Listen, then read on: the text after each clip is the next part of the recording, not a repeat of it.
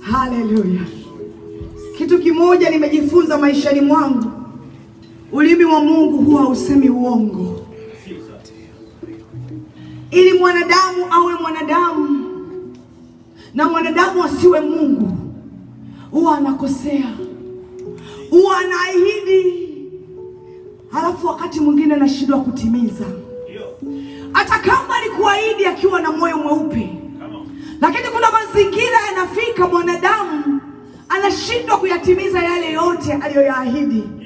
Lakini sio Mungu, sio Mungu wetu wa mbinguni, sio Mungu wetu wa mbinguni. Nitaomba akili zenu na mawazo yenu yashikwe na Roho wa Bwana asubuhi ya leo, uweze kusikia neno ambalo Bwana anayaambia makanisa. Haleluya, haleluya. Makanisa duniani yako mengi, lakini Biblia inasema anawajua walio wake. Anawajua wale ambao wamewaweka alama, anawajua wale ambao wakiita wanaitika, anawajua wale ambao wakiamsha usiku wanaamka, anawajua wale ambao wakilia na wenye wanalia, anawajua wale ambao Mungu akihuzunika na wenye wanahuzunika, anawajua kwa maana ni Mungu anaangalia moyo. Anasema wanadamu wanaangalia nje ya kikombe, lakini mimi Mungu naangalia ndani. Haleluya. Alafu anasema walio wangu wanaijua sauti yangu. Walio wangu wanaijua sauti yangu. Ninafurahi kwa sababu asubuhi ya leo amenipa neema ya kuijua sauti yake. Kama ningalikuwa sijui sauti yake, sijui hata ningefanya. Lakini kwa sababu sauti yake iko tayari kwa kila mmoja ambaye yuko tayari kuipokea. Anasema nabisha mlango. Yesu sio gangi, Yesu sio jambazi. Yesu anabisha mlango. Anabisha mlango. Anasema ukisikia na kufungua mlango, sio tu kusikia, ukisikia na kufungua mlango, nitaingia kwako, nitakula pamoja na wewe. Chakula gani anakiongelea? Chakula gani anakiongelea bandugu? Chakula gani anakiongelea? Anasema nitakula pamoja na wewe pamoja nami. Haleluya. Asubuhi ya leo umekuja nyumbani mwa Bwana, na umekuja nyumbani mwa Bwana ili uweze kusikia kutoka kwake. Haleluya. Ili uweze kusikia anasema nini juu ya maisha yako. Liko jambo kwa ajili ya maisha yako yaliyobaki, kwa maana wewe unajua kwamba ni miaka mingapi tayari umeishi. You know how long you already lived on earth. Haujui ni miaka mingapi imebaki. You don't know the time that left, but the only thing you know, miaka wewe umeshaishi. Lakini liko jambo kwa ajili ya maisha yako ili uweze kuishi. God has something for you so you can live. Hallelujah. Anataka ulifanyie kusudi lake. Hallelujah. Anataka uifanyie kusudi lake hapa duniani. Jesus. Anataka uliishie kusudi lake hapa duniani. God wants you to live knowing that you have a purpose here on earth. Hataki uishi maisha yako. He does not want you to live a life. Uwa unaishi kwa kuhisia. You live a life of trying and guessing.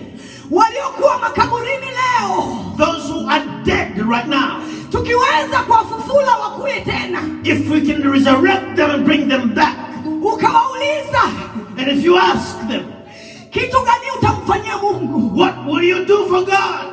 Atakwambia nitaisikiliza sauti ya Mungu kwa makini. He will definitely tell you, I will listen to the voice of God. Sitayumbishwa na sauti za wanadamu. I will not let no man's voice change me. Kwa sababu mwanadamu hana mbingu ya kukupeleka wewe. Because a human being does not have a heaven to take me. Na mimi sina mbingu ya kukupeleka wewe. And I don't have a heaven to take you to. Lakini kitu kimoja nakijua. But the very one thing I know, amenituma.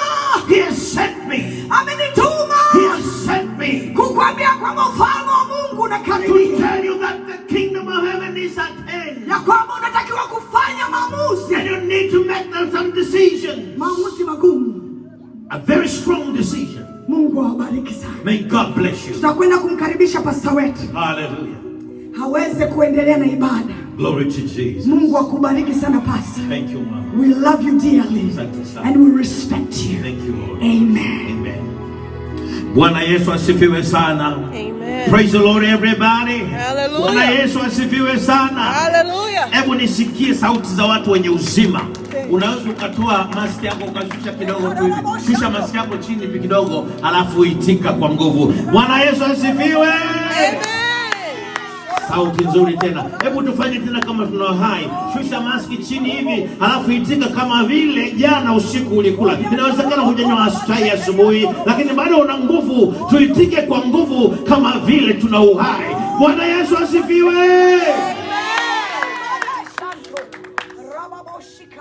Kuna uzima hapa ndani. Tunamshukuru Mungu sana kwa ajili ya kila mmoja wenu.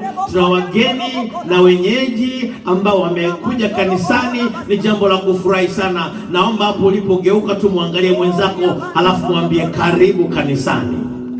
Ngeukie mwenzako mwambie karibu kanisani. Ni furaha jana, ni furaha kubwa sana kwa wale ambao tumeweza kuja nyumbani mwa Bwana, lakini pia Mungu ametubariki na wageni wazuri, naona wanatabasamu nzuri. Mungu awabariki sana wageni wetu. Wale ambao ni wenyeji, hebu tuwapungie mkono. Niwaombe wageni msimame, wageni msimame, wageni msimame. Simama wageni. Haleluya. Hebu tupungie mkono kwa mgeni wetu. Tuseme kwa sauti, tumwambie kwa sauti kabisa. Tuseme karibu sana. Karibu sana. Hebu sauti jamani, hiyo sauti bado kidogo. Ongeza tena, sema karibu sana. Karibu sana. Mwambie na Mungu akubariki. Hebu vigelegele na makofi kwa Yesu, vigelegele. Unaweza kukaa, unaweza kukaa, unaweza kukaa. Haleluya. Leo ni siku njema, tunamshukuru Mungu sana hata kwa wale ambao wamejiunga nasi Facebook Live. Mungu awabariki sana kwa kujiunga nasi Facebook Live asubuhi ya leo na mchana wa leo. Yamkini kwako ni jioni. Mungu akubariki sana kwa kujiunga nasi. Tunakwenda kumtolea Mungu sadaka. Nitaomba Pastor Nuno anikabidhi sadaka. Tuna watu kadhaa, huyu mmoja nimzungumzie. Bwana amemtendea muujiza kutoka kwenye madhabahu hii na ameleta sadaka ya dola 500 kumshukuru Mungu kwa kitu ambacho amekifanya kwenye nyumba yake, kwenye maisha yake. Hebu makofi na vigelegele kwa Yesu. Haleluya. Halafu tena mwingine ameleta dola 800 kumshukuru Mungu, na mimi ni Pastor Nuno na Pastor Don na Pastor Nuno na familia kumshukuru Mungu kwa makubwa ambayo ametutendea katika kanisa na hata kwa ajili ya huduma ambayo Bwana ametupa. Hebu makofi kwa vigelegele kwa Yesu kwa mambo ambayo ametenda. Haleluya. Tunawashukuru na wale ambao mnatuma sadaka zenu mahali hapa. Wengine bado hamwezi kuja, wengine mko mbali, lakini mnatuma sadaka. Jamani, tunapata sadaka hata kutoka Uingereza, kutoka Uingereza. Mungu ni Mungu wa ANBC kama alivyo Mungu wa makanisa mengine ya kweli. Huyu ni Mungu pia wa ANBC, anatutendea mambo makubwa sana. Jina la Bwana libarikiwe. Nimesema jina la Bwana libarikiwe. Sauti niwasikie, jina la Bwana libarikiwe. Sema haleluya. Sema haleluya. Haleluya. Tutakwenda kumtolea Mungu sadaka zetu. Kwa wale ambao mnajiunga nasi asubuhi hii kwa kumtolea, kwa ajili ya kumtolea Mungu sadaka, utaweza kutoa kwa kutumia cash app. Unaweza kumtolea Mungu kwa sadaka yako kwa kutumia cash app, na wale ambao tuko hapa ndani, chombo kitapita. Kama unahitaji bahasha, wanyosha mkono, utapewa bahasha uweze kumtolea Mungu sadaka yako na fungo la 10 pia. Tunamshukuru Mungu sana kwa ajili ya asubuhi hii, na baada ya kutoa sadaka tutakwenda kuiombea. Leo nitamwomba Mama Helen atakuja kuomba kwa ajili ya sadaka. Itakapokuwa tayari nitamkaribisha apate kuomba kwa ajili ya sadaka asubuhi ya leo.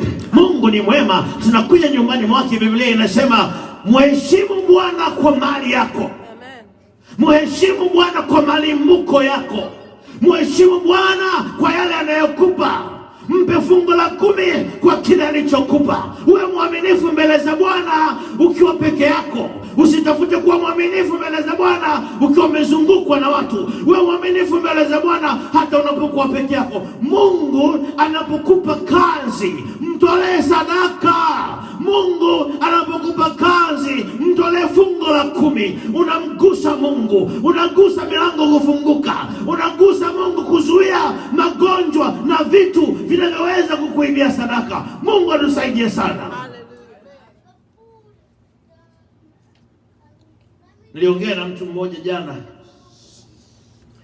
akaniambia shetani amemuibia hela. Amemuibiaje? Alikwenda mahali akapaki gari, hakuwa mwangalifu. Aliporudi akakuta tiketi ya $50. Shetani huwa na namna fulani anatuibia pesa, lakini Biblia inasema tunapokuwa waaminifu kwenye fungo la 10, Mungu analinda zile zilizobakia. Bwana Yesu asifiwe. Bwana Yesu asifiwe. Jamani, Bwana Yesu asifiwe. Bwana analinda pesa zetu. Bwana analinda afya zetu, tusiende hospitalini tukapata bills kubwa. Bwana analinda magari yetu yasigongwe yakatugharimu tena. Ni Mungu anayetulinda. Bwana Yesu asifiwe sana. Amen. Nitapenda kumkaribisha mama sasa apate kuomba kwa ajili ya sadaka hizi. Karibu.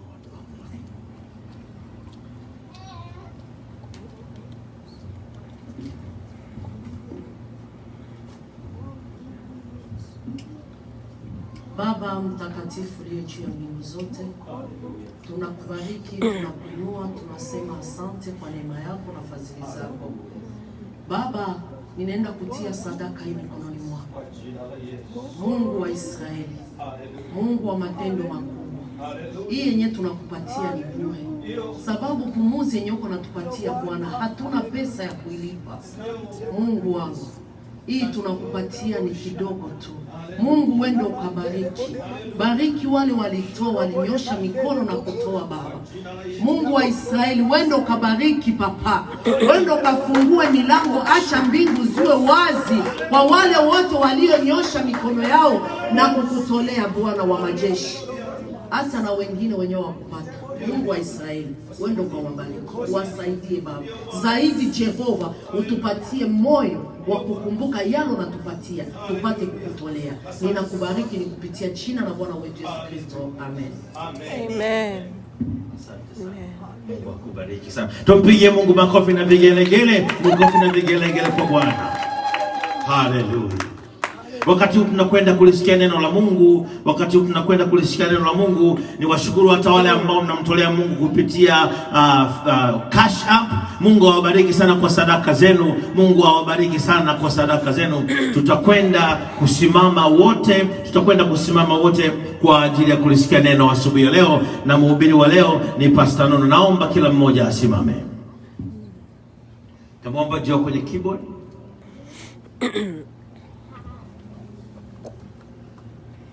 Tufunike macho tuombe kwa ajili ya mahubiri ya leo na ujumbe wa leo.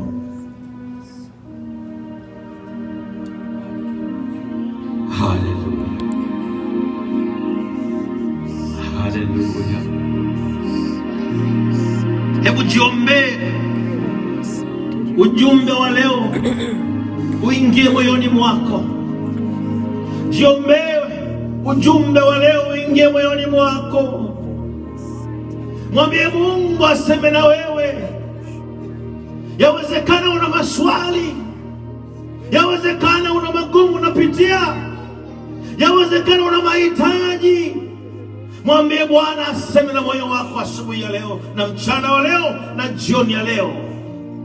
Baba yetu na Mungu wetu, mfalme wa utukufu wote, mfalme wa maisha yetu, Mungu nayetumiliki, katika jina la Yesu Kristo tunakuja kwako mchana wa leo kwa jina la Yesu na kwa moto, kwa jina la Yesu, kwa damu ya Yesu na kwa moto. Sema nasi leo, sema na watu wako leo, sema na watu wako leo. Mtumie mama kusema nasi kwa jina la Yesu. Tunavunja mapepo na nguvu za kuzimu zinazopinga neno kuhubiriwa, kwa jina la Yesu shindwe shetani, toka kwa jina la Yesu. Baba, shuka na utukufu wako. Roho Mtakatifu, tembea mahali hapo kwa utukufu wako. Ni katika jina la Baba na la Mwana na Roho Mtakatifu tunaomba na kuamini, na kila mmoja kwa sauti sema haleluya. Sema haleluya. Kwa sauti sema haleluya.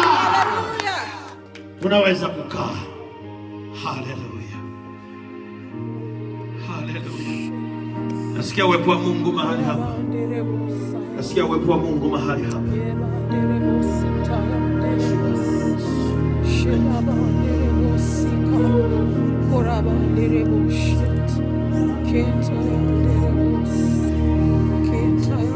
Jina lako liinuliwe juu. Jina lako litukuzwe. Jina lako lipewe sifa.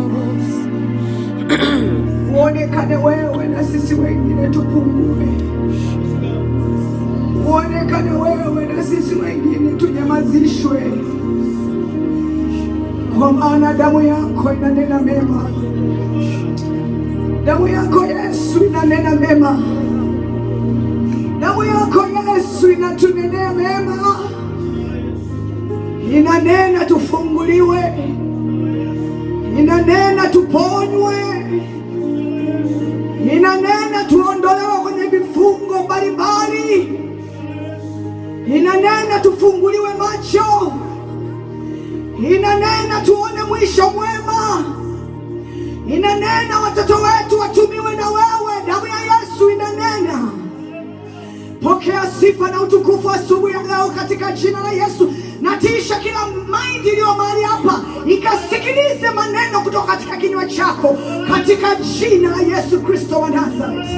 Tawala Jehova, pokea sifa na utukufu Mwokozi. Tunakupenda Mungu mwema, katika jina la Yesu Kristo tunaomba na kushukuru. Amen. Kila mmoja wetu aseme amen. Amen. Nitawaruhusu watoto waende kwenye darasa lao leo. Haleluya. Hallelujah. Jina la Bwana libarikiwe. Amen. Nampa Mungu utukufu na heshima na yote anayoyafanya katika maisha ya kila mmoja wetu. Ninamrudishia Mungu utukufu kwa ajili ya madhabahu hii. Jesus. Madhabahu hii ni madhabahu ya Mungu. Jesus.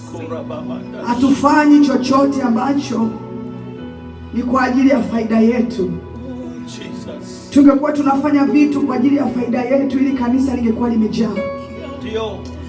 Lakini tunafanya kazi pamoja na yeye aliyetuita. Hallelujah.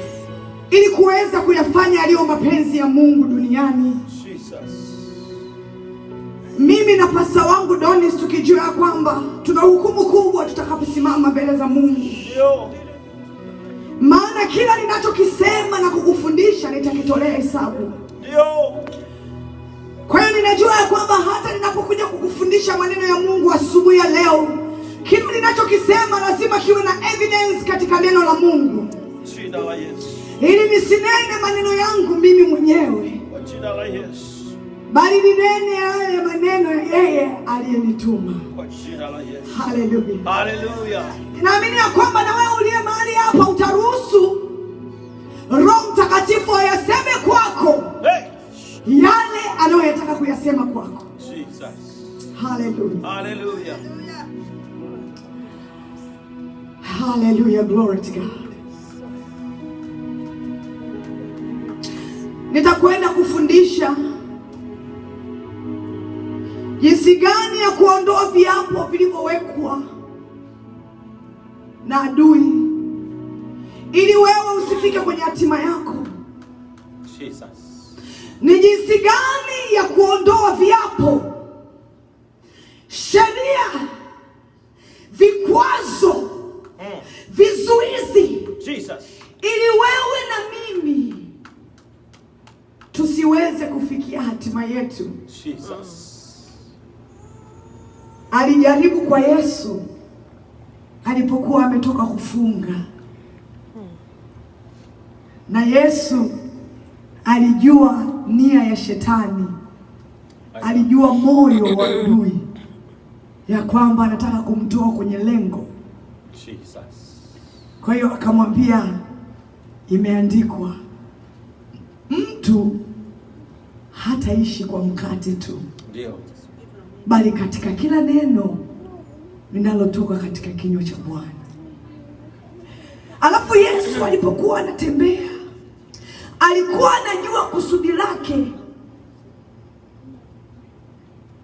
Hata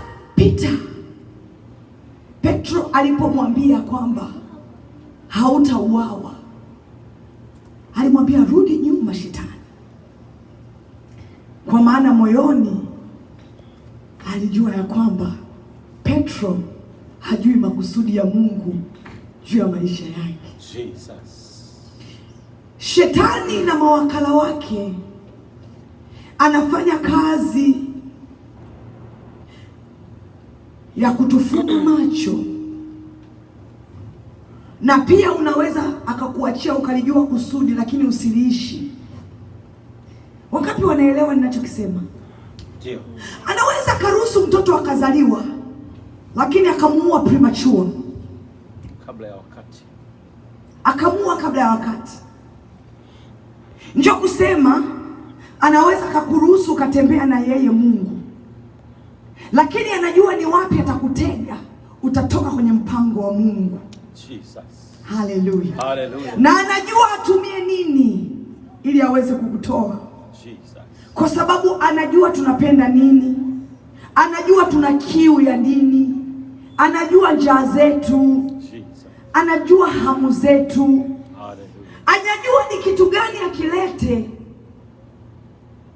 ufikiri ni Mungu, kumbe sio Mungu. Ndio.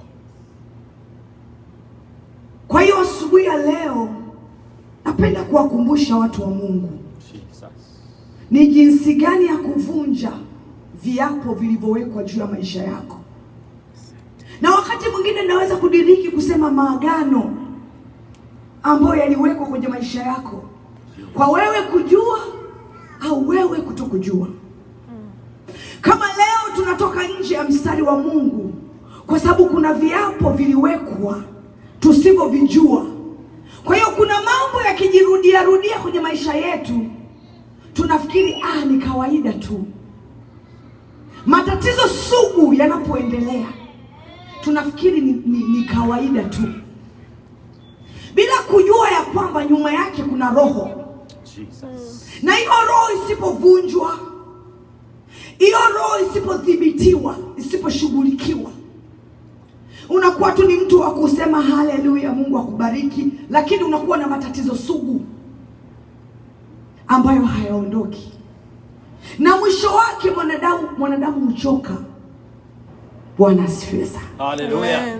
Ni jinsi gani tunaweza kuondoa viapo, vizuizi vilivyowekwa katika maisha yetu? Haleluya. Haleluya. Biblia inasema ya kwamba taifa la Israeli, Mungu alilitrain kuweza kumtumikia Mungu wa kweli. Wanadamu tumetoka kuabudu miungu mbalimbali, lakini Mungu alipokuwa anataka kuwaongoza watu wake, aliweka nao viapo, aliweka nao maagano. Na lile agano, watu wa Mungu, lilikuwa linakwenda mpaka kizazi cha 4. Ni ajabu ya kwamba kizazi cha kwanza kiliangamizwa, akabaki Joshua na Caleb, lakini wale ambao hawakuwepo wakati kiapo kinaapwa waliendelea kuishi. Haleluya. Haleluya. Kwa hiyo hebu tutazame viapo ni nini kwanza.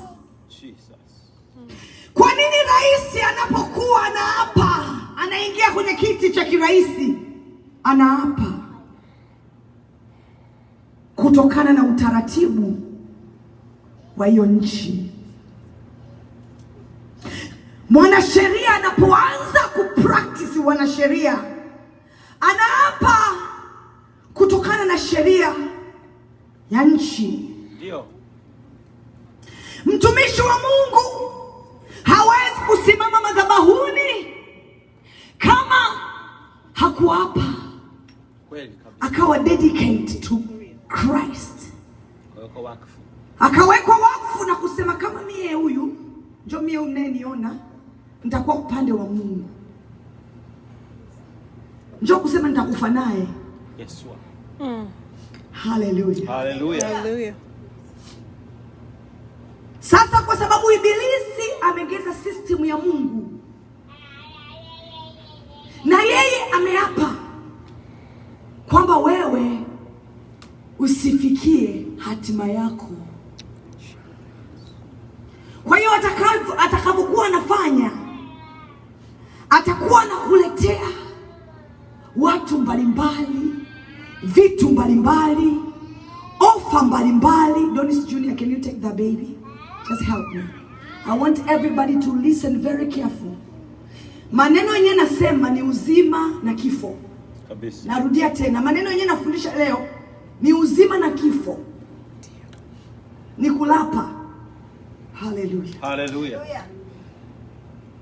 Kwa hiyo yule mwovu alipoanza kushughulika na wewe, hata kama ulimpa Yesu maisha yake, na yeye alilapa ase huyu atafikiaga, atavisikiaga, manabii watamtabiriaga, lakini hata kuja kushika ile ahadi yenyewe Mungu amemwaidia. Hata kama Mungu alimuita Ibrahim rafiki, lakini Ibrahim cha moto alikiona. Njo shetani alikuwa naenda na yeye sahani moja. Wewe si ndio Mungu amesema kwamba watoto wako watakuwa zaidi ya mchanga wa baharini? Wewe ndio amesema kwamba watoto wako watakuwa kama nyota za angani. Mimi nitacheza na akili yako wewe. Najua wewe ukikosea Mungu, kizazi chako chote kitaenda kinyume na Mungu. Mungu wangu. Shetani anajua jinsi ya kuwapa na anajua nguvu ya kuwapa. Kwa hiyo wale wanaowapa upande wa shetani wao wachezaji. Unaona sije? Leo unaokoka, unaita damu ya Yesu, kafara ya damu ya Yesu inakutakasa. Kesho umeingia kwa vingine, unavikoroga koroga, kesho unarudia kwa vingine. Wenyewe wanaambiwa kabisa, ukui. Mungu wangu. Mungu wangu. Tosha baba yako, tosha mama yako. Mungu wangu. Ufanye kiapo. Mungu wangu. Hallelujah. Hallelujah. Na wakati mwingine upande wa pili, ndugu zangu, ni wanawekewa moto. Moto kabisa unawaka. Unaambiwa tanguka, uende upande wa pili. Jesus. Njoo ukisema ukishavuka huwezi kurudia. Mungu wangu. Bwana asifiwe sana. Hallelujah. Kwa hiyo kuna viapo vimefanyika katika ulimwengu wa roho. Kama wewe hutapiganisha, hautavuka. Jesus. Kwa sababu upande wa pili kuna vitu wametoa. Wewe umetoa nini? Mungu wangu. Mwanadamu asipoteseka na kitu hakithaminiki. Kweli kabisa. Yesu alipigwa mijeredi na kuharibiwa. Tunajua tu kusema ni kwa neema, kwa jina la Yesu Bwana amefanya. Swali ni kwamba viapo vyenyewe umemwekea Mungu umevifanya? Yesu. Hallelujah. Hallelujah. Ni jinsi gani tutakwenda kuvunja sheria viapo vyenyewe vimewekwa kinyume na maisha yetu, ikiwa ni kwa juu ya familia. Kuna familia tumetoka kuiombea, huyu ambaye ametoa sadaka, wao waliambiwa kwenye familia yao hawatavukaga miaka 65.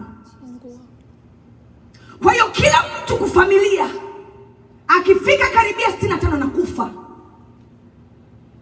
Na ninaongea na mtu mwenye ameokoka. Hapana kusema mtu hajaokoka.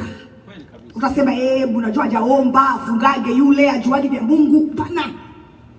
Kiapo kinaendelea, usipokivunja, unavivunja kila siku, unaviharibu kila siku. Ndio maana Bwana anasema, kesheni mkifanya nini? Kiomba. Adui yenu Ibilisi anawaangalia kwa karibu. Ukiwaita wenyewe waliangukaga. ukawauliza ulianguka hai? Anamwambia hata sijui.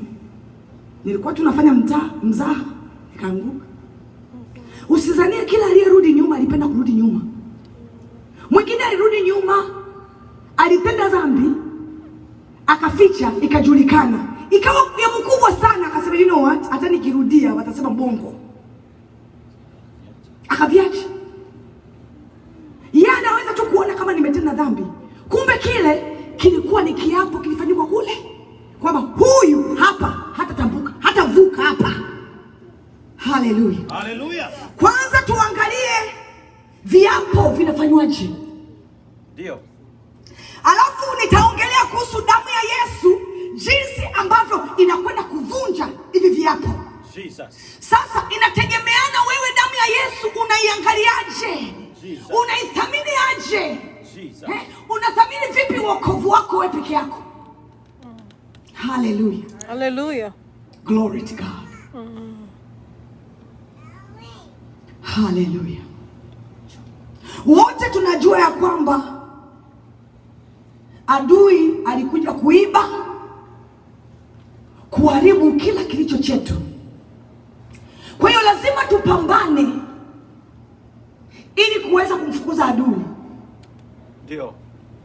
Biblia inaongea kuhusu kamba. Naombeni niwaulize Wakristo, jua nini mtu anafungua kamba? Mwizi akikuja kwako, mtu mubaya akija kwako, cha kwanza anafanya nini? Anakufunga. Njoo akikufunga, hauwezi kufurukuta. Utaenda wapi? Hata sheria mandugu, ikikujia cha kwanza inafanya nini? Inafunga. Njoo kukuambia tukishakufunga hauwezi kimbia. Shetani hawezi kukushughulikia bila kukufunga. Jesus. My God. Jesus. Unafungwa lakini mama unaendelea kutembea. Basi wanakuona wewe uko mzima unatembea, kumbe ushafungwa zamani. Ushafungwa, watoto waifungwa. Jesus. Hivyo vitu vinafungiwa wapi? Niwafundishe watu wa Mungu. Ulimwengu wa roho ndio ulimwengu mama. Tarudia tena.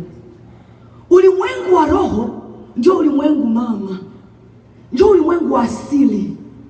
Kwa hiyo sasa, hii yenyewe tunaona hapa nje ni ulimwengu wa mwili. Jesus. Kwa hiyo kama hujaufunga ule ulimwengu wa roho, huku ulimwengu wa mwili unakuwa umefungwa na unatembea. Ndio. Na hicho ndio tunabidi kukumbuka. Kwa sababu mara nyingi tunaangalia nje, lakini hatujui ndani tumefungwa kiasi gani. Ndio. Kuna vitu unashindwa kufanya, unashangaa. Jesus. Kuna wengine waliwekewa viapo hawatasomaga. Jesus. Kwa hiyo hata mtoto ajitahidi vipi, haviingie. Jesus.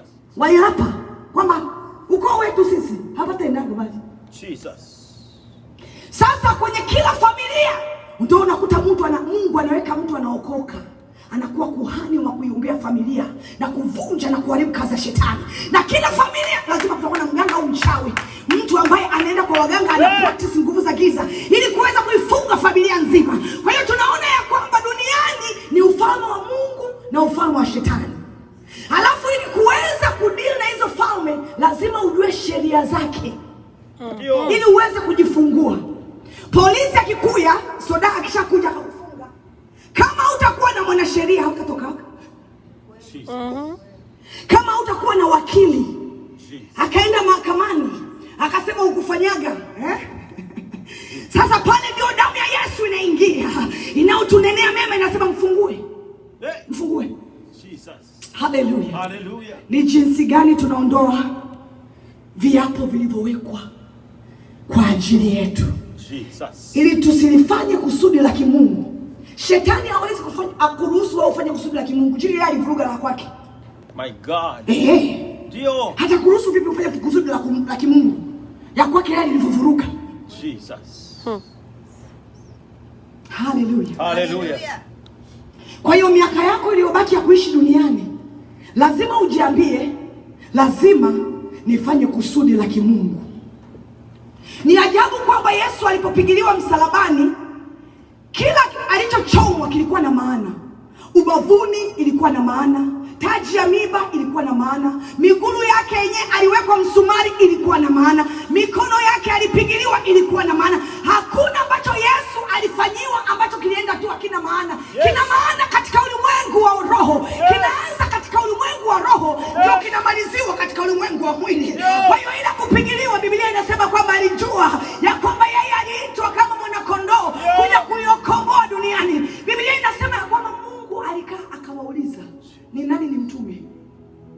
Vile vyote ni vya kiroho vile.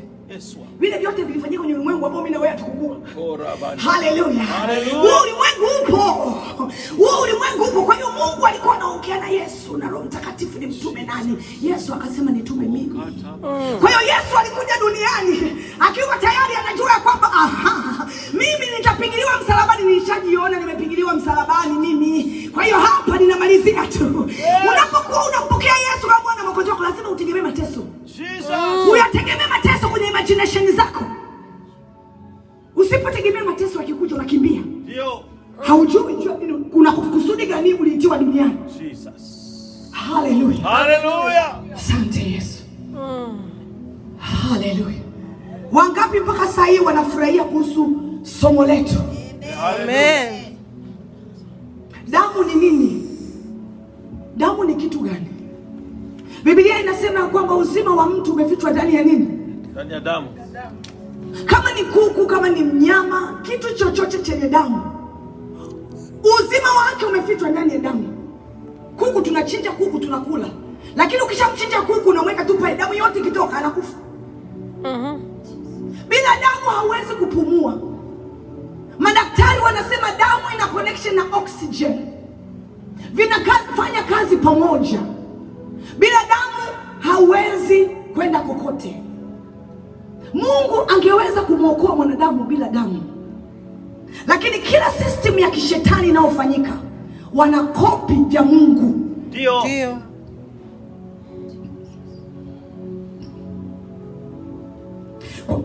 Kwa hiyo damu ni kimiminiko ambacho kipo ndani ya mwili na kazi yake ni kusafirisha chakula.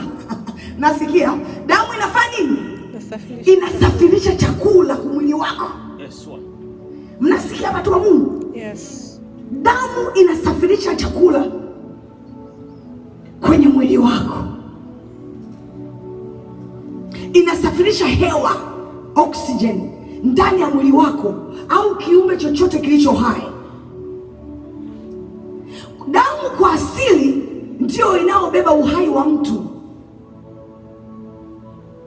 Amen. Amen. Waebrania 12:24 imeandikwa, na Yesu mjumbe wa agano jipya na damu ya kunyunyizwa inenayo mema kuliko ile ya Abili.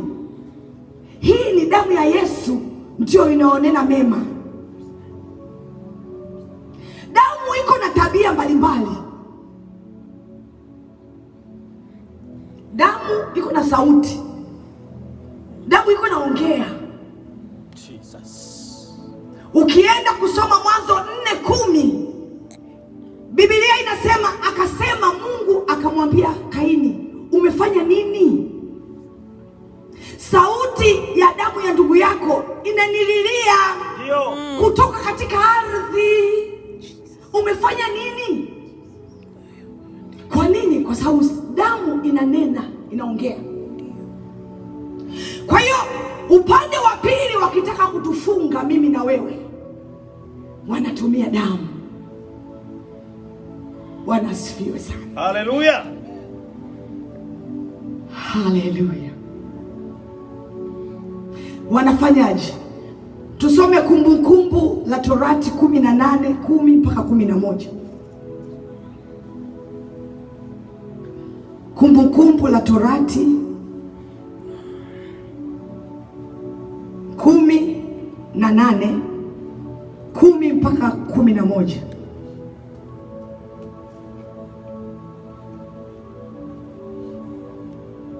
Jesus. Pastor, can you read for me? Kumbukumbu la Torati 18, Deuteronomy 18:10 11.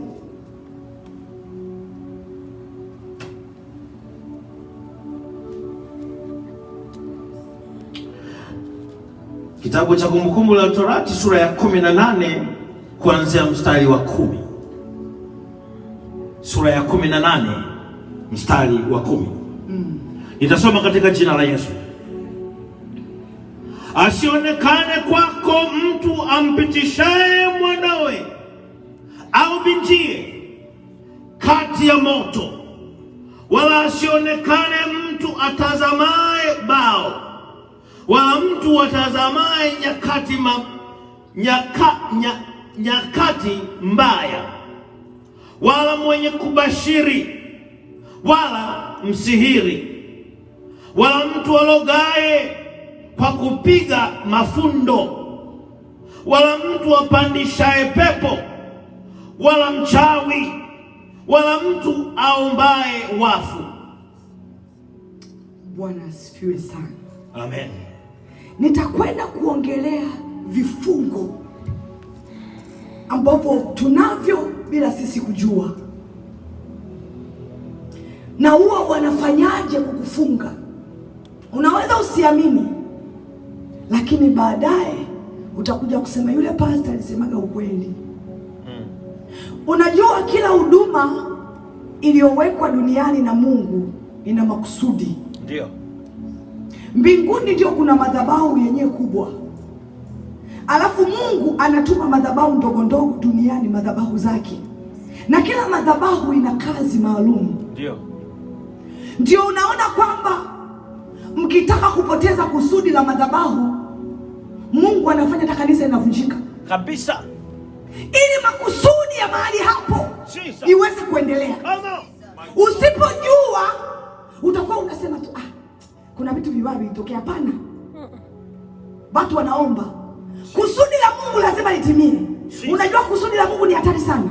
Kusudi la Mungu ili litimie kwa Yesu, walimvua nguo zote. Ndio. Hawakuangalia hata kama Yesu atakuwa na nguo. Mungu akuviangalia vile.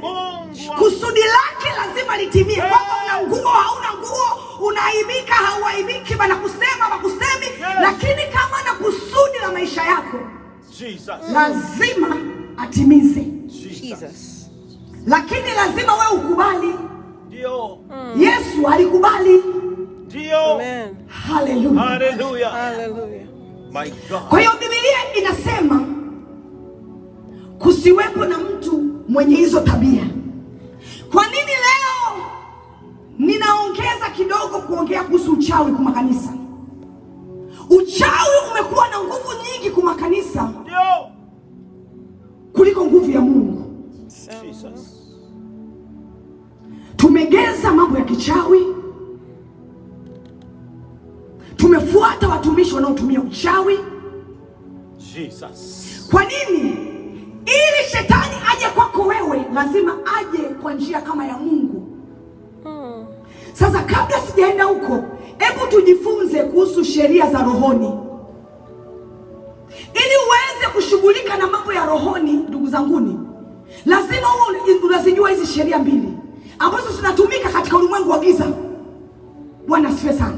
Ulimwengu wa giza una sheria zake na ulimwengu wa nuru una sheria zake. Ili Mungu aweze kufanya mambo katika ulimwengu wako wa kimungu, lazima kwanza utakasike, uishi maisha ya kitakatifu. Unampa uhalali wa kuoperate vile anavyotaka. Ili wewe uweze kuoperate katika nguvu za giza, kuna sheria zake. Hallelujah. Kwa hiyo wale waliokuwa upande wa pili wanajua sheria hizo. Ngoja nikupe sheria mbili tu za ule upande wa pili, alafu nirudi kuja kukwambia kuhusu sheria ya kimungu. Hallelujah. Hallelujah. Glory to God. Jesus. Ninaamini kwamba haya mafundisho sio mazito sana kwako. Mazuri sana. Hallelujah. Na kufungua macho leo. Hallelujah. Sheria mbili za rohoni. Sheria mbili za rohoni. Sheria ya kwanza ni kubadilisha sura ya kitu na maumbile. Sheria ya kwanza ni kubadilisha kitu na maumbile. Ili kitu kikikujia hauwezi kuona ile umbile la kweli, naona la uongo. Sheria ya rohoni hiyo Mungu anaitumia na shetani anaitumia. Mungu wangu Jesus. Hallelujah. Hebu rudia tena. My God. Sheria ya rohoni ndio ni kubadilisha sura ya kitu na maumbile ya kitu. Jesus. Ili mtu ambaye sio mtu wa rohoni asiweze kutambua Mungu wangu. Mungu wangu. Kwa hiyo akiingia mchawi humu ndani anasema Mungu kuna nguvu ya Mungu. Na nyie wote mmekaa pamoja. Jesus. Kwa nini anasema hivyo? Anajua umbile la nguvu ya Mungu. Jesus. Kwa sababu Biblia inasema kwamba shetani alikuwa anakaa kwenye mawe ya Mungu katikati. Ndio. Kwa hiyo shetani hamtumi mtumishi wake bila kumpa picha ya vitu vya ulimwengu wa roho vinaendaje. Lakini sisi huwa tunaingia kwenye mambo ya Mungu bila kuwa equipped. Kwa hiyo tunakutana na vitu mbalimbali tunachanganyikiwa. Kwa nini? Hatujiingizi sana kwa Mungu. Hallelujah. Na unajua kwa nini? Mwili tuliouvaa unapingana na Mungu. Kwa hiyo siku zote uliokoka huko vitani ni kushindana tu na mwili. Sitaki naenda mara ukiamka asubuhi nimechoka siwezi kwenda kanisani. Yaani vita ulio nao ni constantly. Yaani ni kila wakati. Kwa nini? Kwa sababu mwili uliouvaa una connection na dunia. Biblia inasema akachukua udongo akaupumulia pumzi. Kwa hiyo wewe na mimi tuna connection na hii dunia na tunaipenda. Biblia inasema usiipende dunia na mambo yake. Maana ukiipenda dunia na mambo yake, kumpenda Mungu hakuko ndani yake. Lakini nitaacha kukipenda kitu ambacho nimeumbwa kupitia chenye. My God. Kwa hiyo mwanadamu akipata vitu vya duniani, nyumba, majumba ya ardhi na kila kitu, anajua tu amepata kila kitu. Kumbe bado kuna ulimwengu ule wa roho ambao usipojua unatembea umefungwa, unafikiri umefunguliwa. Hallelujah. Kwa hiyo watumishi wa kimashetani wa mapepo wanajua, manabii wa uongo wanajua ni vitu gani wafanye ili wewe na mimi tuweze kuchanganyikiwa. Ili dunia iweze kwenda, ili dunia iweze kuwa na utaratibu, serikali zimeweka sheria. Hata ukiendesha gari kama hakuna sheria mnagongana tu. Amesema ukiona nyekundu unafanya nini? Simama. Na mwingine akiona green unafanya nini? Anaenda. Ni sheria hiyo. Ukinunua uwanja unaambiwa mpaka hapa ndio nafasi yako. Ikienda huku sio ya kwako. Kwa hiyo hata kujenga tunajenga kunakuwa na sheria. Hauwezi kutambuka vitu vya mwenzio. Ndio. Haya. Kwa hiyo haiwezekani mwanadamu akageza sheria halafu katika ulimwengu wa roho hakuna sheria. Katika ulimwengu kuna sheria. Hausemi tu Mungu naomba macho nione. Anaweza kuwa shakupa na hata ukiliona hubiamini. Mungu kwa sababu ina tabia ya kugeuka maumbile. Ndio. My God. Unakiona hivi kesho kiko hivi, kesho kuna kiko hivi. Ndio maana lazima tuamini maneno ya kinywa cha Mungu. Yes. Kwa sababu yeye ndo anajua hata kama mwanadamu anafanya hivi. Yeye Mungu anajua huyu kabisa umbile lake la kweli kweli ni hili hapa. Jesus. Hallelujah. Amen. Good stuff. Asante Yesu. Hallelujah. Ukiweza kujua sheria hizi za rohoni, utakuwa shujaa wa imani. Kwa sababu kwa asili ya kitu chochote duniani kina ufeki na ukweli. Kitu chochote kinachoanzia duniani kisianzie katika ulimwengu wa roho ni feki. Lakini kile kinachoanzia katika ulimwengu wa roho ndio kitu ambacho kiko halisi.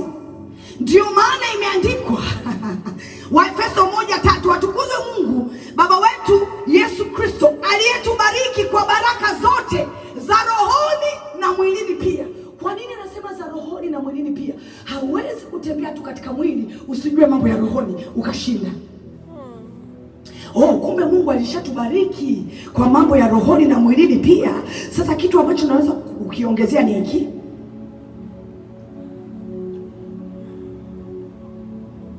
Hallelujah. Let me go straight to the point. Ona muda unaenda sana.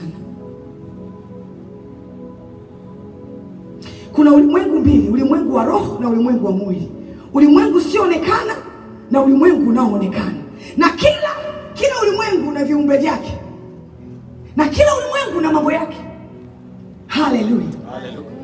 Glory to God. Thank you Jesus. Sheria ya kwanza ya kubadili sura na maumbile, tufungue Marko 12, Marko mstari wa 16, Marko 16 sura ya 16 mstari wa 12, Marko sura ya 16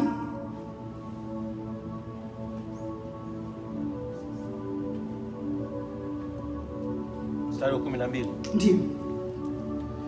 Nitasoma katika jina la Yesu. Marko sura ya 16 mstari wa 12. Baada ya hayo akawatokea watu wawili miongoni mwao, ana sura nyingine, nao walikuwa wakishika njia kwenda shamba. Yesu akawatokea wanafunzi wawili baada ya kufufuka, akawa anatembea nao kabisa, anawasikiliza wanachoongea, lakini wao hawakujua kama yule ni Yesu. Wanaongea wanasema kwamba Bwana walimuua Yesu, yule Yesu wa Nazareti alikufa, lakini kule wanaongea kama yule Yesu eti alifufuka. Wanaendelea tu kuongea. Biblia inasema Yesu akawatokea kwa sura nyingine. Kwa nini? Kwa sababu alikuwa amekufa akafufuka. Akawatokea katika sura isiyoonekana, katika sheria ya roho. Haleluya! Haleluya! Mtu anaingia anasema kwa jina la Yesu, mahali hapa kuna kitu ambacho sio sawa. Nyewe wote mko hapo unasema lakini tuko vizuri. Tuko vizuri. Anasema pana kuna kitu. Haleluya. Haleluya. Kwa hiyo Biblia inasema ya kwamba akawatokea kwa sura nyingine. Mabadiliko ya sura au maumbo, shetani akitaka kukushughulikia huwa anaweza akabadilisha sura yako. Kila ukitokea kwa watu hawakuoni wewe, ndio wanaona kitu kingine kabisa. Kila ukifungua mdomo ukiongea wanasikia mambo mengine, na wewe umemaanisha kitu kingine. Jesus. Haleluya. Muda unaanza kunishia. Endelea. Haleluya. Haleluya. Yohana 20:15. Tufungue haraka. Yohana 20:15. Yohana 20:15. Thank you Jesus. Yohana 20:15. Nitasoma Yohana sura ya 20 mstari wa 15. Yesu akamwambia, mama, unalilia nini? Unamtafuta nani? Naye huku akidhania ya kuwa ni mtunza bustani akamwambia, Bwana, ikiwa umemchukua wewe, uniambie ulipomweka, nami nitamwondoa. Jamani, Yesu alipofufuka, mama yake alikuwa anamtafuta Yesu. Yesu akamwambia mama yake, mama, unalia nini? Toka lini mzazi asijue sauti ya mtoto wake jamani? My God. Hata mtoto, hata ajali ikitokea, kama wamekufa wengi, banasemaga wamama wakuje waangalie mili ya watoto wao. Manake hata kama mtoto wako alikuwa na kakitu hapa, ukimfunua tu hivi utasema huyu ni wangu, munitolee huyu ni wangu. Jesus. Pastor, Yesu anamuuliza Mariamu, Mama yake, mama, mpaka anamwita mama,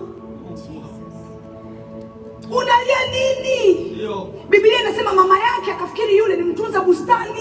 Yesu akamwambia mtunza bustani, baba, kama unajua kwenye wamempeleka mtoto wangu, bwana wangu, unionyeshe. ndio, Kwa sababu kuna sura ilibadilika. my God. Mama akashindwa kumtambua mtoto wake, kwa sababu mtoto wake alianza kuoperate katika ulimwengu ule mwingine ule sasa. Ndio. Kwa hiyo hakuweza kumtambua. My God. Kwa hiyo ni katika ulimwengu wa roho, Jesus. ili kuweza kuvunja na kuharibu, lazima uingie kwa njia hiyo.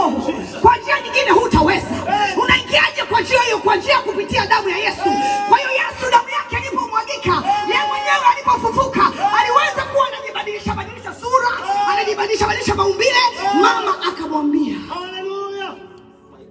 Kama wewe ni mtunza bustani na umenichukulia mtoto, ninakuomba unionyeshe umemweka wapi. Haleluya. Yesu akaenda kwenye chumba ambacho wanafunzi wake walikuwa wamekaa. Haleluya. Wanaongea, wanasema Yesu amefufuka, wamekaa kikao. Wanasema eti Yesu amefufuka. Yesu amefufuka wapi? Biblia inasema Yesu akaingia ndani kwenye ile jengo. Biblia inasema hawakumtambua mpaka alipofanya nini? Alipoonyesha alama za misumari. Ndio. Alifanya nini? Alionyesha alama. Kwa nini? Kwa sababu alipoingia aliingia na sura nyingine. Haleluya! Kuna nafasi ukifika na Mungu anakuonyesha sura yake ya kweli kweli, ambao anasema hakuna atakayemuona ambaye hata kufa. Kuna aina ya kifo inabidi ukufe ili uweze kuongea na Mungu. Haleluya. Na inabidi ufike sehemu useme I don't care. Wanasema nini, wanawaza nini? Lakini lazima nijue kuoperate katika ulimwengu wa roho. Haleluya. Na ndivyo utaweza kuwakomboa wanadamu. Kwa sababu mwanadamu atakuja kwa njia asiyoijua. Tulisafiri 2 days kwenda Washington DC. Kwenda kuomba na mama mmoja, mtumishi wa Mungu. Tulipokuwa pale, Bwana alikuwa anatuonyesha mambo mbalimbali. Inatisha sana watu wa Mungu. Hauwezi kuelewa, lakini inatisha. For the first time nimeweza kujua nguvu ambayo ninatembea nayo ya kimungu, ambayo mimi mwenyewe sijui kwa sababu ya kusikiliza maneno. Niliingia ndani ya ile nyumba. Ya Mungu wangu mzazi, Yesu nisaidie. Ile nyumba kuna vitu strange vinatokea kwenye hiyo nyumba. Wanaweza wakaikala hivi, wamekaa chini, taa inawashwa na kuzima. Wanaweza kakaa hivi, mama wa ile nyumba anaona mtu amepita, akigeuka hayupo. Kwa hiyo vimekuwa vinatokea vitu vingi. Kwa hiyo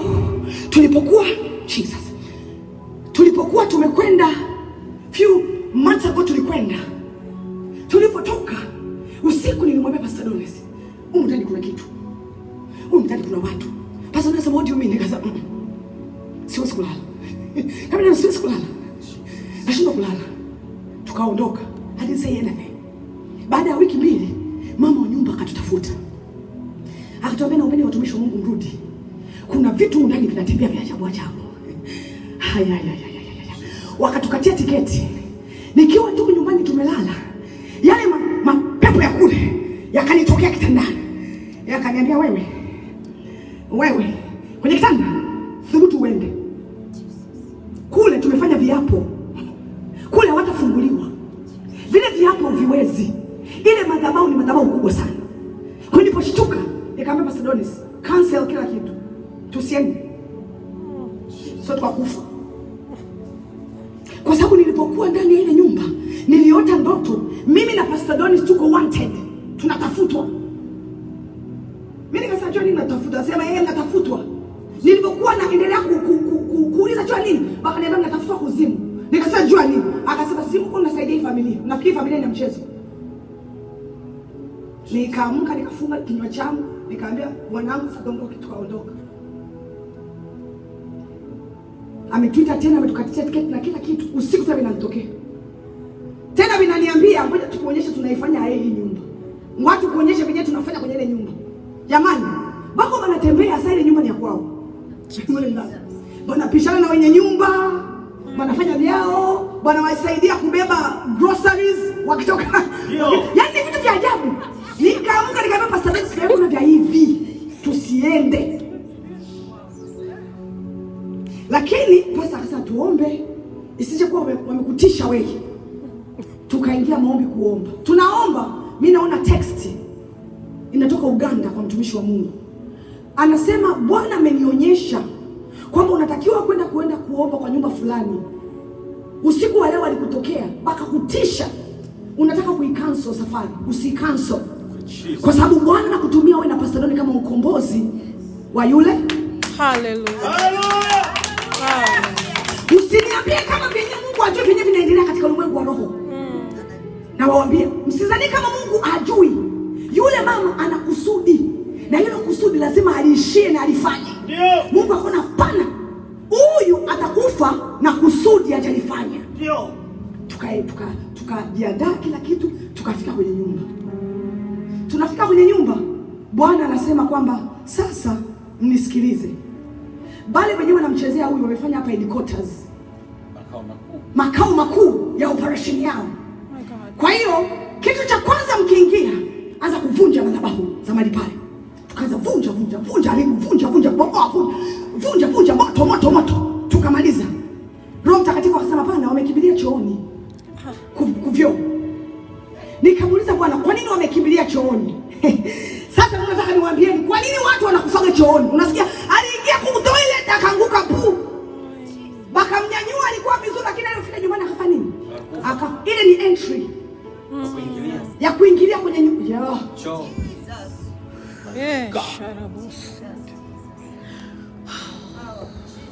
Jesus. Mungu wangu, sijui hata kama nitaweza kueleza vyote. Tunahitaji kuolewa. Jesus, Mungu nisaidie.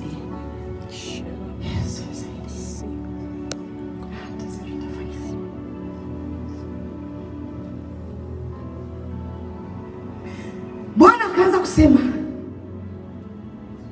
wamefungwa uchawi wa mafundo. Nikaanza kujiuliza, uchawi wa mafundo ndio nini? Ndio kitu gani hivi? Mungu anaongea mafundo. Nikaingia kwenye Biblia, anasema asiwepo mtu kwenu anayeloga, ndio, wala anayefanya uchawi wa nini? Wa mafundo. Nikamuuliza Bwana, uchawi wa mafundo ndio nini? Akasema uchawi wa mafundo ni mtu anachukua nguo yako, mtu anachukua nywele yako, mtu anachukua vitu ambavyo wewe au vitumii tena, unasema na vitupa au ulimpatia. Mtu anachukua pesa yako, wewe ndio wa mwisho kuishika ile pesa unampatia. Alafu anakunenea maneno katika nguvu za giza na kwa amekufunga. Kuna makanisa mengine, thank you Jesus. Nasikia Roho Mtakatifu anasema kuna makanisa mengine balikaribisha, wenyewe ni madhabahu za kimungu kabisa, balikaribisha watu wanao operate kama Mungu, lakini wanatumia uganga. Kwa hiyo walipopewa sadaka ya ile kanisa, wakachukua ile sadaka wakaenda kuifunga kanisa isiendelee mbele.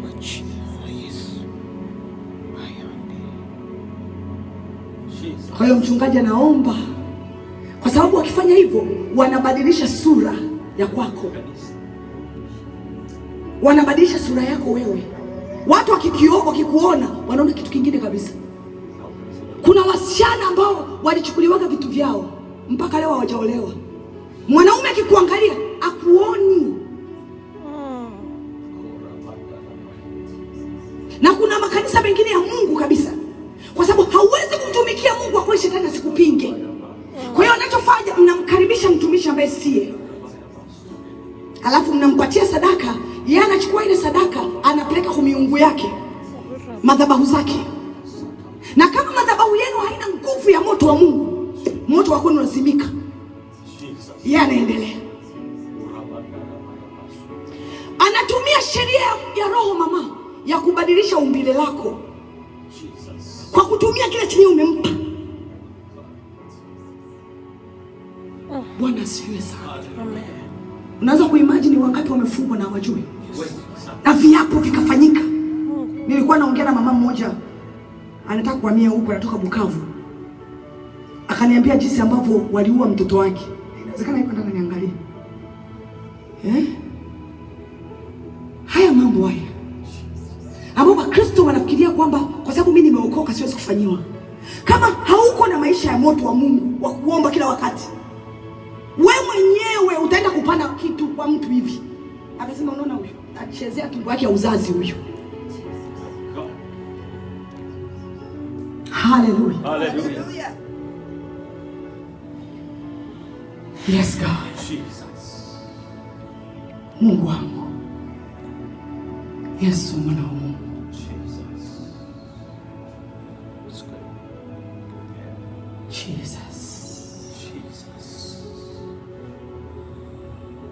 Wanaweza wakafunga hata makaratasi yako ya kazi, CV yako, hata kama umesoma. Ikienda kule, bosi akiangalia, umbile vya ukweli vishabadilika kuwa vya uongo. Tulikuwa na baba mmoja hapo Marekani, ni West Africa. Alikuwa yuko West Africa, akaenda kuomba visa, akapata visa. Bandugu wakamgongea visa. Unajua American visa wanaweka na sura yako kabisa. Akafika airport mama, wanaangalia ya hapa Marekani, wanaangalia nani huyu? Huyu ni nani? Sasa ni bibi yangu. Sasa bibi yako alikuwa yani kwenye passport. Wangu jamani. Wakamwambia hatuwezi kukuruhusu kuingia Marekani kwa sababu huyu sio wewe. Yes. Na yeye mwenyewe akana sasa bibi yangu aliingiaje kwa passport yangu, kwa visa yangu? Mimi nilikwenda. Muwaulize kule nani embassy. Nilikuwa mimi mwenyewe nilikwenda na hizi ndo document zangu. Yes. Wanamwambia ndio, lakini hii picha sio wewe. Akasafiri akarudi West Africa. Wakampisha na ndege yenyewe inafuatia. Kufika kule akaombewa na Duncan Williams. Duncan Williams anasema umewekewa kitu wewe.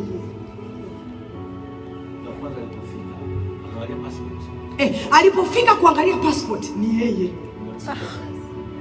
Ndio. Kuangalia passport ni yeye. Baada ya kufika, wow. Njoo kuambia kwamba hapa kwetu hutatokaga wewe. Wewe ndio hapa. Akaenda kwa Duncan Williams akamuombea. Akabitosha. Akapanda ndege kurudi Amerika, ameingia Amerika. Sheria ya roho. Unaweza kuwa unatembea hivi, kumbe sheria ya roho inaenda against you. Wewe unafikiri tu ni mambo ya mzamzaa. Wengine waliambiwa umekuja Marekani lakini hutafaulu. Utakuwa umeenda Marekani lakini kama unaranda Marekani. Kuna mwingine Dafes Papa Doris. Kuna mwingine wa Dafes kama wa Bukavu kama Kinshasa. Alikuwa yuko hapa Marekani, amekuja hapa Marekani. Huko Virginia. Akaoa mzungu. Mama yake na baba yake wanakuwa anamwambia, "Huku tuna shida. Ututumie hela. Tuko na tabu." Akawa anatuma. Ikafikia kipindi akawa hana tena uwezo wa kutuma hela. Mama yake akamwambia, "Nimekwambia utume. Siku fulani ukiwa haujatuma utaona." Yule kijana akafikiri mambo ya mzaha. Hiyo siku ikafika, hajatuma, alishindwa kutuma.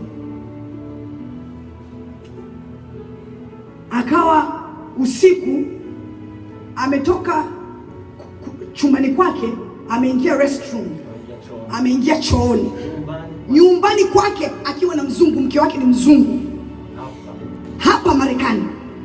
Ameingia hivi chooni kujisaidia, kumaliza kujisaidia yuko Kongo. Vile alivyo. Sio unasikia wandugu. Vile alivyo yuko Kongo kutoilet. Chooni. Mama kuna mjua. Umesikia? Yuko chooni Kongo mama. Yaani unakwenda bila ndege, haulipi nauli.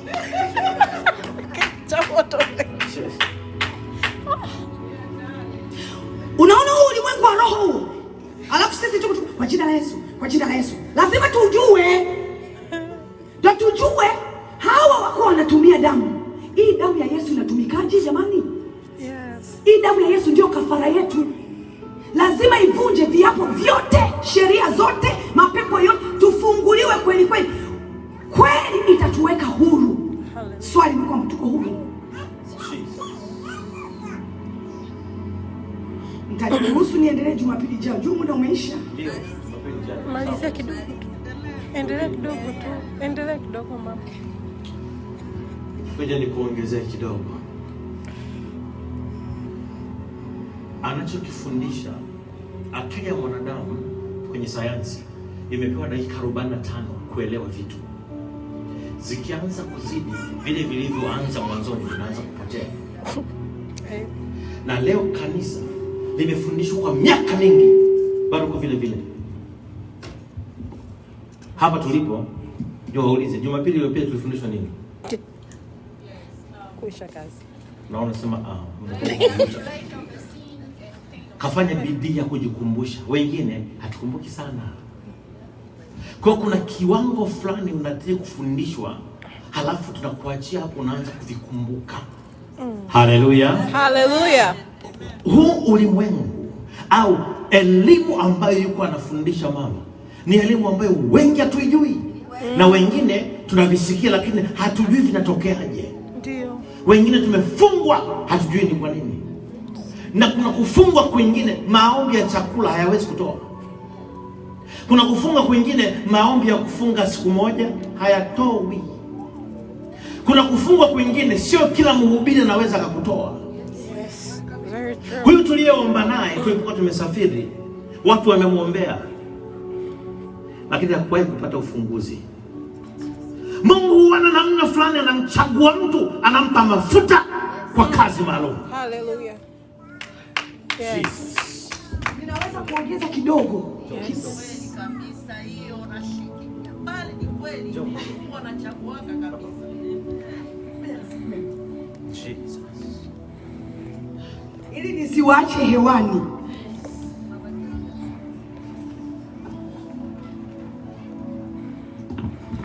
Nisiwache hewani ili muweze kuelewa. Sheria ya kwanza tumesema ni nini? Ya roho. Badilika. Badilisha kitu. Ya maumbile. Asante sana kwa kukumbuka. Sheria ya pili ni kukufumba usitambue kabisa. Anaweza yuko na wewe na umuone. Sasa nguvu za giza wanatumia, lakini ngoja nikufundishe ni nani alitumia hiyo nguvu kwenye Biblia na alifaulu. Anakuweko na wala muone. Elia. Jesus. Hallelujah. Hallelujah. Luka 24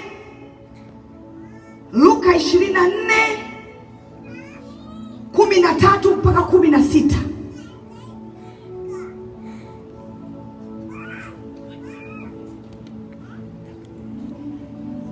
Amen. Pastor, unaweza kusoma? Ndio.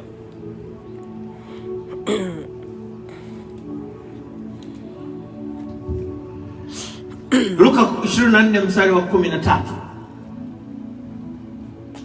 Na tazama, siku ile ile watu wawili miongoni mwao walikuwa wakienda kijiji kimoja, jina lake Emau, kilichokuwa mbali na Yerusalemu kama mwendo wa saa 2. Nao walikuwa wakizungumza wao kwa wao habari za mambo hayo yote yaliyotukia. Ikawa katika kuzungumza na kuulizana kwao, Yesu mwenyewe alikaribia akaandamana nao. Macho yao yakafumbwa wasimtambue. Macho yao yakafanya nini jamani? Yakafumbwa. Haleluya. Soma Mathayo 17:12. Mathayo 17:12. Mathayo sura ya 17 mstari wa 12. Ndio. Inasema, ila nawaambia ya kwamba Elia amekwisha kuja, wasimtambue. Wasifanye nini? Wasimtambue. Lakini wakamtenda yote waliotaka. Vivyo hivyo mwana wa Adamu naye yuaenda kuteswa kwao. Wayahudi walifungwa macho wasimtambue Elia, nabii mkubwa aliyekuwa kwao kwa sura ya Yohana. Wakafungwa wasimtambue. Tusome Yoshua 5:13, afu nitasimamia hapo. Sawa. Haleluya. Yoshua 5:13. Ndio. Yoshua 5:13. Joshua 5:13. Ikawa hapo Yoshua alipokuwa karibu na mji wa Yeriko, akavua macho yake na kuangalia. Akavua macho yake na kuangalia. Na tazama, mtu mume akasimama kumkabili mbele yake. Naye alikuwa na upanga wazi mkononi mwake. Yoshua akamwendea na kumwambia, je, wewe upande wetu au upande wa adui zetu? Biblia inasemaje mama? Anasema alivua macho yake, ndio haya macho ya nje, akaangalia kwa macho ya rohoni. Akasema wewe uko pande gani? Uko pande wetu, uko pande wa kule. Haleluya, haleluya. Akamwambia uko pande gani? Asingeweza kujua kama pale mama Shukuru kwa kuna mtu yuko na upanga apigane vita vyake. Yule alikuwa upande, akamwambia mimi niko upande wenu, Mungu amenituma nipigane vita juu yenu. Lakini Biblia inasema akavua macho. Elia huyo. Haleluya. Haleluya. Kwa hiyo kuna vitu vya kiroho ili tuvijue. Haleluya. Ili yule mwovu asituangamize. Mungu awabariki sana. Amen.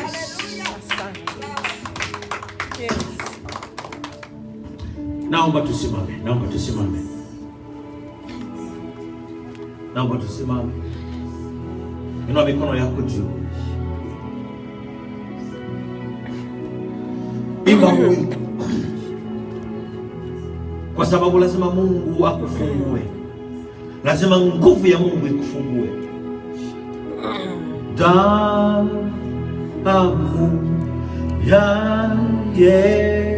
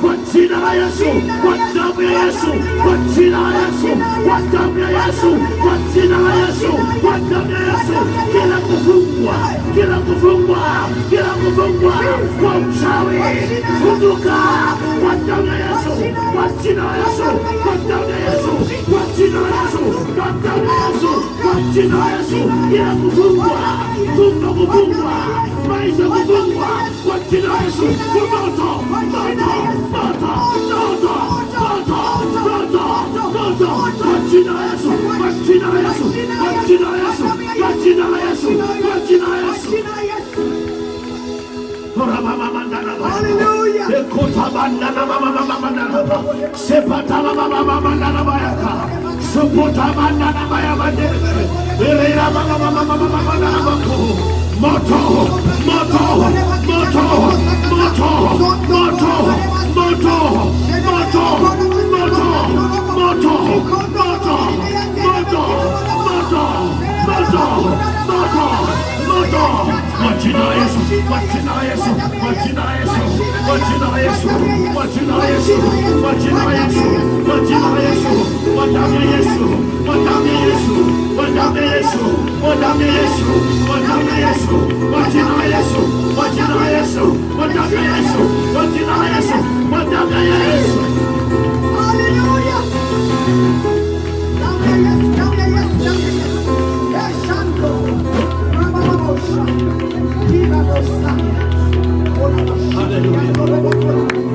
Haleluya. Yeruha mandana baba. Sepabra sepatawandana mayaba. Masapata baba mandana baba. Kwa jina la Yesu Kristo. Kwa jina la Yesu. Kwa jina la Yesu. Kwa moto. Kwa moto. Kwa moto. Kwa moto. Kwa moto. Kwa jina la Yesu. Kwa jina la Yesu. Kwa jina la Yesu. Kwa moto. Kwa moto. Moto. Moto. Moto. Moto. Moto. Funguka. Funguka. Funguka. Funguka. Funguka. Kwa jina la Yesu. Funguka. Makata baba mandala baba. Eya mandala baba sukata baba. Bebrasikata mama mandala baba. Katika jina la Yesu. Kila ulipofungwa, kila ulipofungwa, kila ulipofungwa kwa jina la Yesu. Funguka. Funguka. Funguka. Kwa jina la Yesu. Kwa jina la Yesu. Kwa damu ya mwana kondoo. Kwa damu ya mwana kondoo. Vunja viapo vyote. Hata mikataba yote. Vunja viapo vyote. Kwa jina la Yesu. Nasua maagano yote. Kwa jina la Yesu. Sisi ni mali ya Yesu. Haleluya. Haleluya.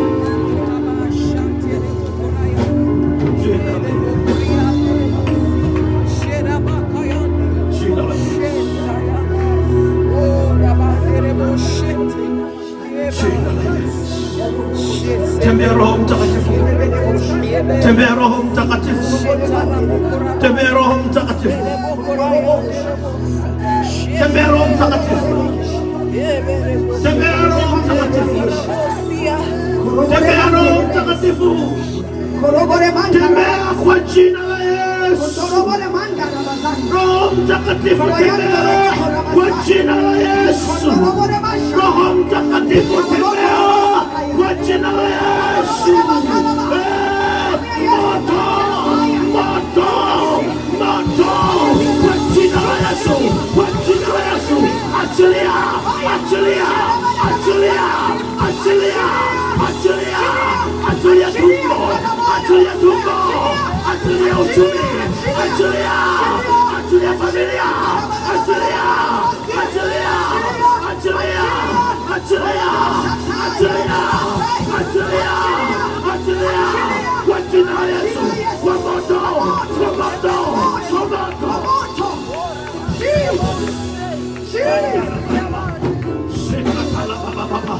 Marobo sikata mama. Ina mama. Wewe ambaye haujaolewa, wewe ambaye haujaolewa, haujaoa, umefungwa kwa jina la Yesu. Kwa jina la Yesu, kwa jina la Yesu, kwa damu ya Yesu, kwa damu ya Yesu, damu ya Yesu, damu ya Yesu, damu ya Yesu, damu ya Yesu, moto, moto, moto, moto, kwa jina la Yesu. Funguka, funguka, funguka, funguka katika jina la Yesu. Pigia Mungu makofi kwa uponyaji. Na vigelegele, na vigelegele. Makofi na vigelegele. Makofi na vigelegele. Kwa jina la Yesu. Pokea utukufu Yesu. Pokea utukufu Yesu. Pokea utukufu Yesu. Umetenda makubwa. Umetenda maajabu. Kwa jina la Yesu. Kwa jina la Yesu. Kwa jina la Yesu. Kwa jina la Yesu. Kwa jina la Yesu. Kwa jina la Yesu. Kwa jina la Yesu. Kwa jina la Yesu. Kwa jina la Yesu. Kwa jina la Yesu. Kwa jina la Yesu. Kwa jina la Yesu. Kwa moto. Kwa moto. Kwa moto. Kwa moto. Kwa moto. Kwa moto. Kwa jina la Yesu. Moto. Funguka. Funguka. Funguka. Funguka. Kwa jina la Yesu. Ora baba. Madana baba. Brasika tala baba. Madana baba sika tala baba. Fire! Fire! Fire! Fire! Fire! Fire!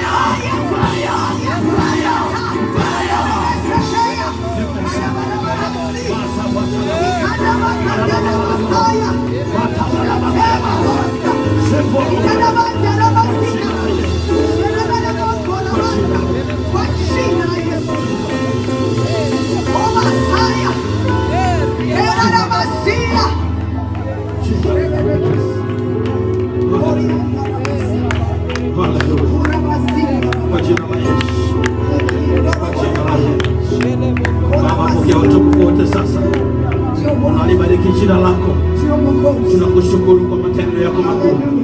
Asante kutenda, asante kumfungua yule mama, asante kufungua lile tumbo, asante kumfungua yule baba, asante kukuzimisha mambo, asante kukufungua milango mipya kwa jina la Yesu, kwa jina la Yesu tunakutukuza mfalme.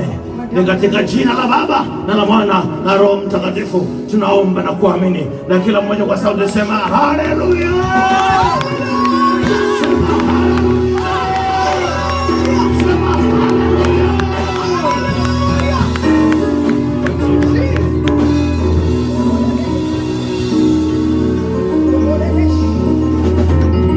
Naomba nizungumze na watu wa Facebook, nizungumze na watu wa Facebook na nizungumza na kila mmoja hapa ndani. Shetani alikuja kuharibu, alikuja kufunga, alikuja kuharibu kazi ya Mungu, alikuja kutudanganya, alikuja kuvuruga utaratibu wa Mungu. Shetani anakuja akupoteze. Shetani anakuletea vitu vingine na watu wengine wanaofanana kama ni wa Mungu, ili akupotoshe, akuondoe kwenye mstari wa Mungu. Lazima uwe na macho ya rohoni uweze kutambua vitu katika ulimwengu wa roho, sheria ya roho, ambapo shetani anakuletea kitu kinafanana vizuri, anakuletea kitu wa kabila yako, unadanganywa na kabila, kumbe umefungwa. Usione kuna udanganyifu, kuna uchawi, kuna mapepo. Kwa jina la Yesu anakuletea mtu anayefanana na vile unavyopenda, kumbe umefungwa. Mungu atulinde na Mungu atupe macho ya rohoni, tufunguke, tumgundue shetani anapokuja kama malaika wa nuru. Haleluya! Pigia Mungu makofi tena na vigelegele. Glory to Jesus. Tumefikia mwisho wa ibada yetu leo. Napenda kuwashukuru watu wote ambao mmeweza kuwepo leo kwenye ibada. Hiyo ni imani. Jamani, nimetembea, kuna kujazwa kubwa sana kwa kuogopa korona. Tumejazwa hofu ya korona mpaka utadhani Mungu alikufa. Yesu alikufa na hana makusudi. Na Yesu hana makusudi ya maisha yako. Utakufa tu kama mbuzi. Mwamini Mungu nawe utaishi kwa jina la Yesu. Kwa jina la Yesu. Pigia Mungu makofi tena na vigelegele.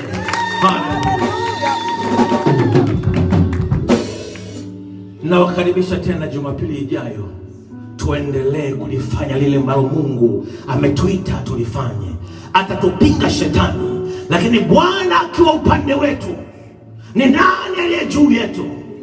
If God before you, who can be against you? Bwana akiwa upande wako, ni nani aliye juu yako kinyume nawe? Kwa jina la Yesu tutashinda. Kwa jina la Yesu tutashinda. Kwa jina la Yesu tutashinda. Kwa jina la Yesu tutashinda. Haleluya! Nimesema haleluya. Nimesema haleluya. Kwa wale ambao mmejiunga Facebook, umebarikiwa, unapenda kumtolea Mungu sadaka, utaona kwenye comment chini kuna namba ya simu ya kutuma sadaka yako. Mungu akubariki sana. Tutakwenda kufunga ibada yetu ya siku ya leo. Kabla tufunga ibada, Pastor, nataka kusema kitu. Karibu sana. Nilikuwa naongeza kwamba na hili somo litaendelea kama Jumapili mbili. Ndio. Nafikiri ndio nitaweza kulimaliza lote. Ndio. Bwana Yesu asifiwe sana. Somo litaendelea tena Jumapili ijayo. Njoo upate elimu na ufahamu. Uanze kugundua ni kwa nini vitu fulani vyako haviendi. Uanze kugundua ni kwa nini vitu vyako fulani kwa nini unapingwa. Kwa nini unapingwa? Unaishi kwenye madeni siku zote, unaishi kwenye matatizo siku zote, unaishi kwenye magomvi siku zote, unaishi kwenye mambo siku zote. Ukigusa hiki kinaharibika, ukiolewa, ukioa ni shida, ukitafuta kuchumbiwa unaachwa. Tafuta kujua kwa jina la Yesu Kristo. Tutakwenda kuomba kwa ajili ya kufunga ibada yetu. Hebu naomba sote tusimame tufunge ibada katika jina la Yesu. Napenda kumkaribisha mzee wa kanisa Gladys apate kuomba kwa ajili ya kufunga ibada. Pastor, naomba tumpatie hiyo microphone. Karibu hapa mbele mama.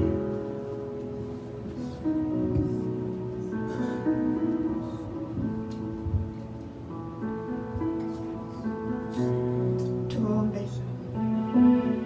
Baba, katika jina la Yesu, tunakushukuru tena kwa siku ya leo. Tunashukuru kwa maneno ambayo watumishi wako wamefundisha siku ya leo Baba, na asili maneno haya ambayo watumishi wako wamesema siku ya leo umewatumia Baba. Tunakushukuru, tunasili neno hili kwa damu ya Yesu. Tunaomba Baba utusaidie tu practice kama ulivyosema kwenye maneno yako, not only to hear the word but to practice the word. Tusaidie tufanye na tutii, tuobei yale ambayo wamefundisha Baba.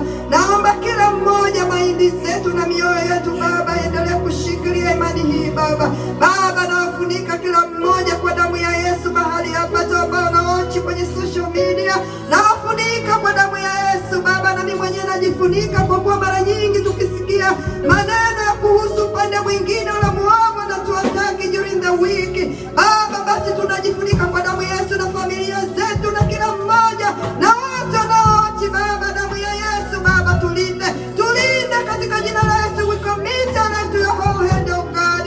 Katika jina la Yesu tunakutegemea wewe Baba, utulinde na watoto wetu na familia zetu. Turudi tena mahali hapa Jumapili ijayo Baba. Baba, nakushukuru katika jina la Yesu. We appreciate, we thank you for who you are. We give you all the glory and honor, oh God. Asante Mungu mwema. Katika jina la Yesu tukumbuke Baba. Katika jina la Yesu wakumbuke watu wako wanaoumwa, waponye, wenye mahitaji mbalimbali Baba. Katika jina la Yesu tunacommit everything to your whole hand, my God, my King. Tusaidie tuweze kusimama, tusaidie tuweze kupractice kuomba na kufunga na kusoma neno lako. Tusaidie tuishi maisha ya utakatifu kwa kuwa ulisema without holy no one can see you. Holy, holy is your God Almighty. Tusaidie Baba, tusidanganywe na ule muovu, tusidanganywe na chochote. I commit our soul to your whole hand, that to make to heaven, that to make to rapture. Kachote mbele yetu na watoto wetu na familia zetu tutakachotufanya tumie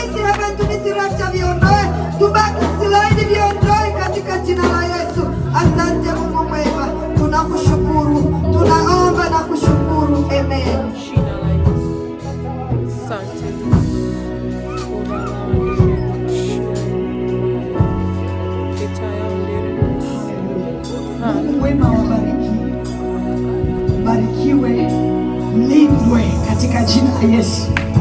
Amen. Na muwe na siku njema pia. Amen.